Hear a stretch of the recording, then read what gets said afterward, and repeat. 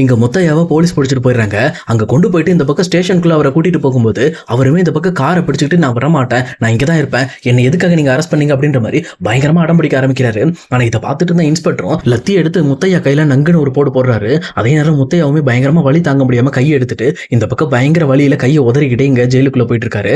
அதே நேரத்துல அந்த இன்ஸ்பெக்டருமே இந்த பக்கம் முத்தையாவை கொண்டு போய் ஜெயில போட்டது மட்டும் இல்லாம அங்க அந்த முத்தையா கிட்ட இங்க பாரியா, நீ தேவையில்லாம நியூசன்ஸ் கிரியேட் பண்ணிட்டு இருந்த, அதனாலதான் உன்னை அரெஸ்ட் பண்ணி கொண்டு இருக்கோம், அது மட்டும் இல்லாம உன்னை உள்ள வைக்கிறதுக்கு எங்களுக்கு ஒன்றும் அனுமதி எல்லாம் தேவையில்லை, ஏன்னா இந்த மாதிரி வந்து பிரபலமான ஆளுங்க வீட்டு வாசல்ல இந்த மாதிரி தான் நிறைய பேர் பண்ணுவாங்க, இந்த மாதிரி நிறைய பிரச்சனைகள் நாங்க பார்த்துட்டு தான் இருக்கோம் அப்படின்ற மாதிரி சொல்றாங்க.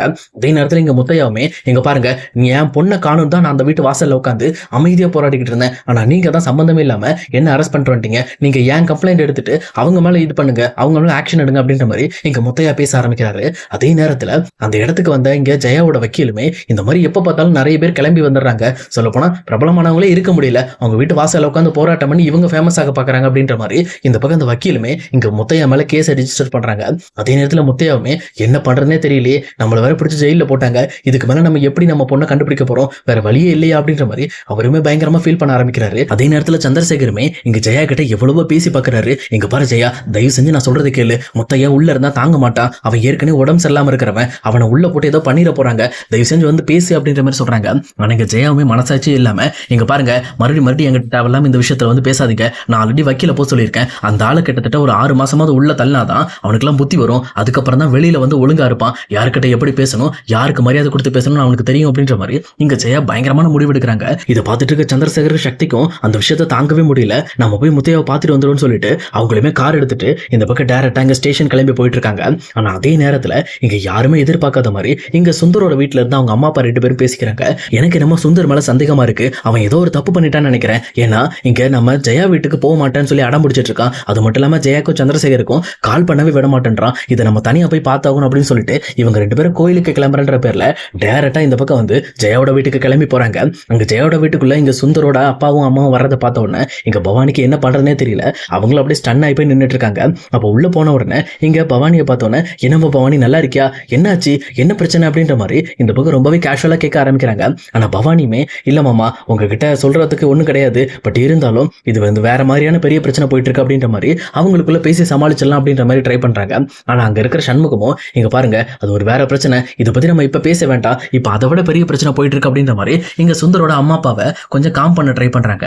ஆனா அவங்களுமே இல்லப்பா, எதுக்காக சம்பந்தமே இல்லாம வெண்ணிலாவும் சுந்தரும் எங்க வீட்டுல வந்து இருக்காங்க, சுந்தர் கேட்டா எதை கேட்டாலும் தெளிவா சொல்ல மாட்டேன்றான், அது மட்டும் இல்லாம வெண்ணிலாவும் ஏதோ நீங்க தான் அனுப்பி வச்சுங்க, ஏதோ ஒரு முக்கியமான வேலையா வந்திருக்கேன்னு சொல்லி என்கிட்டே போய் சொல்லிக்கிட்டு இருக்கா, எனக்கு உண்மை தெரிஞ்சாக்கணும், ஏன் சுந்தருக்கும் உங்களுக்கு ஏதாவது பிரச்சனையாமா அப்படின்ற மாதிரி எங்க பவானி கிட்ட கேட்கறாங்க. அப்பதான் இந்த பக்கம் பவானி இதுக்கு மேல இதை பொறுக்க முடியாது, இதை எங்கேயே முடிச்சிருவோன்னு சொல்லிட்டு ரொம்பவே டென்ஷன் ஆயிட்டு, ஆமா உங்க பையனுக்கும் எனக்கும் பிரச்சனை தான், நான் அவரு பிரிஞ்சிட்டோம், அவர் ரொம்ப பெரிய தப்பு பண்ணிட்டாரு அப்படின்ற மாதிரி சொல்றாங்க. இதை கேட்டோன்னே இந்த பக்கம் வந்து சுந்தரோட அப்பாவுமே என்னமா இது, சின்ன சின்ன சண்டைக்கெல்லாம் பிரிஞ்சிடலாமா, பெரியவங்க நீங்க தான் பார்த்து பேசி வைக்கணும் அப்படின்ற மாதிரி எங்க ஜெயா கிட்ட சொல்றாங்க. ஜெயாவுமே அப்பதான் சுந்தர் விஷயத்தை பத்தி யோசிச்சுட்டு இல்லங்க நானும் பவானிட்ட பேசிட்டு தான் இருக்கேன், கண்டிப்பா சுந்தர் மாப்பிளையை எப்படியாவது நம்ம வீட்டுக்கு மறுபடியும் கூப்பிட வைக்கிறதுக்கு நானும் பிளான் பண்றேன் அப்படின்ற மாதிரி இங்க ஜெயா சொல்றாங்க. ஆனா ஜெயா இப்படி பேசுறது கேட்ட உடனே இங்க பவானிக்கு ரத்தம்லாம் கொதிச்சு போயிடுது, ரொம்பவுமே டென்ஷன் ஆயிட்டு ஜெயாவை பார்த்து, உங்களுக்கு இன்னுமே அறிவில்லையா, இவ்வளவு பெரிய தப்பு பண்ணவன மறுபடியும் இந்த வீட்டுக்குள்ள ஒண்ணு நினைக்கிறீங்களா, நீங்க வேணா வீட்டுல கூப்பிட்டு வச்சுக்கோங்க, அப்படி சுந்தர் மட்டும் இந்த வீட்டுக்கு வந்தாருன்னா நான் சிவானி பாப்பாவை கூட்டிட்டு இந்த வீட்டை விட்டு வெளியில போயிருவேன்னு சொல்லி பவானி மிரட்ட ஆரம்பிக்கிறாங்க. இதை பார்த்தோன்னு சுந்தரோட அப்பாவுமே என்னமா இது, இந்த சின்ன விஷயத்துக்கு போய் கோவப்படுற, என்ன சண்டை, என்னதான் பிரச்சனை, அப்படி சுந்தர் என்னதாமா தப்பு பண்ணிட்டான், அவன் நல்ல பையன் தானாமா அப்படின்ற மாதிரி சொல்றாங்க. உடனே இதை கேட்ட பவானி ரொம்பவே டென்ஷன் ஆயிட்டு, என்ன சொன்னீங்க, உங்க பையன் ரொம்ப நல்ல பையனா, அவன் ஒரு பொறுக்கி, அது மட்டும் இல்லாம பொம்பளை பொறுக்கி, அவன் எந்த அளவுக்கு தப்பு பண்ணிருக்கான் தெரியுமா, கிட்டத்தட்ட 60 லட்சம் ரூபாய்க்கு மேல எங்களோட கம்பெனி பணத்தை கையாடல் பண்ணிருக்காரு, அது மட்டும் இல்லாம எத்தனையோ பொண்ணுங்களோட வாழ்க்கையை கெடுத்து இந்த அளவுக்கு குட்டிச்சவராக்கியிருக்காரு, இந்த மாதிரி துரோகம் பண்ண அவரை மறுபடியுமே என்னோட வாழ்க்கைக்குள்ள நான் அலோவ் பண்ணணும்னு நினைக்கிறீங்களா, அது நடக்க வாய்ப்பே இல்லை, அவர் மட்டும் மறுபடியும் என்ன தேடி என் குடும்பத்துக்கு வந்தாருன்னா நான் கண்டிப்பா இந்த வீட்டை விட்டு போயிருவேன்னு சொல்லி பவானி அடிச்சு பேசிக்கிட்டு இருக்காங்க. அப்பதான் இந்த பக்கம் சுந்தரோட அம்மா அப்பாக்கு சுந்தர் எவ்வளவு பெரிய தப்பு பண்ணிருக்கான்னு தெரிய வருது. அவங்களும் ரொம்பவே பதறி போயிட்டு, இதுக்கு மேல கவலைப்படாதமா, நான் போய் அவன்கிட்ட பேசிக்கிறேன் அப்படின்னு சொல்லிட்டு எதுவுமே பேச முடியாம ரொம்பவே திணறி போயிட்டு அந்த வீட்டை விட்டு வெளியில போறாங்க. சொல்லப்போனா அவங்களுக்குமே ரொம்ப மரியாதையான வீடு, இந்த வீட்டுல நம்ம பையனை கல்யாணம் பண்ணி வச்சோன்னா நல்லபடியா வாழ்வான், அவன் லைஃப் நல்லா இருக்கும்னு நினைச்சிட்டு இருந்திருப்பாங்க. ஆனா இப்ப சுந்தர் பண்ண வேலையினால அவங்க அப்பா அம்மா மானம் கெட்டு போய் ரொம்பவே வர வழி இல்லாம தலை குனிஞ்சு போய் அங்க இருந்து வெளியில போறாங்க. அவங்க டைரக்டா எங்க சுந்தரை பாக்குறதுக்கு அவங்க வீட்டுக்கே வராங்க. சுந்தரம் வெண்ணிலாவும் எப்பவும் போல எதுவுமே நடக்காத மாதிரி ரொம்பவே கேஷுவலா பேசிக்கிறாங்க. அதுவும் இந்த பக்கம் பொன்னியை பத்தி, ஆமா இவ காணும்னு இப்ப வர கேஸ் வேற, இவங்க அப்பா வேற வந்து நடு ரோட்ல நின்று ஆடிக்கிட்டு இருக்கான், இதெல்லாம் தேவையா, பாருங்க இதெல்லாம் பாருங்க ஜெயாத்தை ஈஸியா முடிச்சிருவாங்க, அழகா அவன் மேல ஒரு ஒரு கேஸை கொடுத்து அதால உள்ள தள்ளி விட்டுருவாங்க அப்படின்ற மாதிரி ரொம்ப நக்கல் பண்ணி பேசிக்கிட்டு இருக்காங்க. ஆனா இதை கவனிச்சிட்டு இருக்க சுந்தரோட அப்பாவுமே எதை பத்தியுமே யோசிக்காம இங்க சுந்தர் கிட்ட போயிட்டு அவர் கண்ணத்துல பலாரும் ஒரு அற விடுறாரு. சொல்லப்போனா சுந்தர் மேல அந்த அளவுக்கு வெறியில இருக்காரு அவருமே. ஏன்னா இந்த மாதிரி இப்படி ஒரு துரோகத்தை சுந்தர் பண்ணுவான்னு நினைக்கவே இல்லை.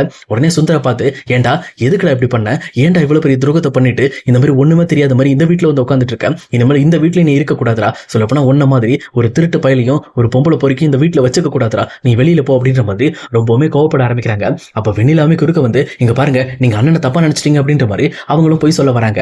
ஆனா இதை பார்த்துட்டு இருக்கிற சுந்தரோட அம்மாவுமே, இங்க பாருமா நீ தேவையில்லாம எங்க குடும்ப விஷயத்துல தலையிடாத, உனக்கு இதுக்கு சம்மந்தம் கிடையாது, உடனே அந்த வீட்டை விட்டு அடிச்சு துரத்திருக்காங்கன்னா நீ சுந்தர மாதிரி ஏதோ ஒரு பெரிய தப்பு பண்ணிருக்க, அதனாலதான் நீ வெளியில வந்திருக்க, ஒழுங்கா இவனுக்கு சப்போர்ட் பண்றதை விட்டுட்டு முதல்ல இன்னையோட அந்த வீட்டை காலி பண்ணுங்க, இதுக்கு மேல நீங்க 2 பேரும் இங்க இருக்கவே கூடாது அப்படின்ற மாதிரி இங்க டைரக்டா சுந்தரோட காலரை பிடிச்சி வெளியே வரை இழுத்துட்டு வந்து இங்க சுந்தரோட அப்பா வெளியில தள்ளிடுறாரு. இதை கேட்டவொன்னு இந்த பக்கம் வந்து சுந்தருக்கு, அப்பா ஏன்பா இப்படி பண்றீங்க, நான் தெரியாம பண்ணிட்டேன், அதுக்கு என்ன பண்றது இப்போ, அதை நான் சரி பண்ணணும்னு தான் ட்ரை பண்றேன் அப்படின்ற மாதிரி இங்க சப்ப கட்ட பாக்குறாங்க. ஆனா இதை பார்த்துட்டு இருக்க சுந்தரோட அப்பாவுமே, இல்லடா இதுக்கு மேல நீ சரி பண்ண வேண்டாம், நாங்க சரி பண்ணிக்கிறோம், எங்க லைஃப்ல எங்களுக்கு ஒரு பையன் இல்லைன்னு நினைச்சுக்கிட்டு நாங்க எங்க வாழ்க்கையை ஓட்டிக்கிறோம், நீ இனிமேல் எங்களை தேடி வந்துடாத அப்படின்ற மாதிரி சுந்தரை பிடிச்சி அந்த வீட்டை விட்டு வெளியில தள்ளுறாங்க.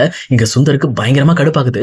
சொல்லப்போனா இதுக்கெல்லாம் காரணம் அந்த பொண்ணு தானே, அந்த பொண்ணினால இப்ப கடைசியில என்னோட சொந்த வீடு கூட எனக்கு இல்லாம போயிடுச்சு, எல்லாத்துக்கும் காரணம் அந்த பொண்ணு, அவளை விடக்கூடாது, அப்ப உண்மையாலுமே இல்லாம போயிடணும் அப்படின்ற மாதிரி ரொம்பவுமே கோவப்பட ஆரம்பிக்கிறாங்க.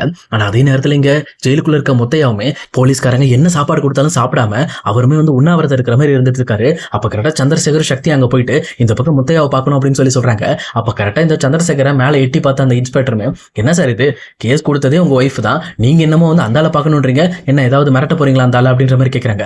அப்ப சக்தியுமே, இருங்க அவங்க எங்க மாமனாருங்க, குடும்ப பிரச்சனை, நான் பேசிக்கிறேன் அப்படின்ற மாதிரி இங்க சக்தியும் சந்திரசேகர் போயிட்டு முத்தையாட்ட பேச ஆரம்பிக்கிறாங்க.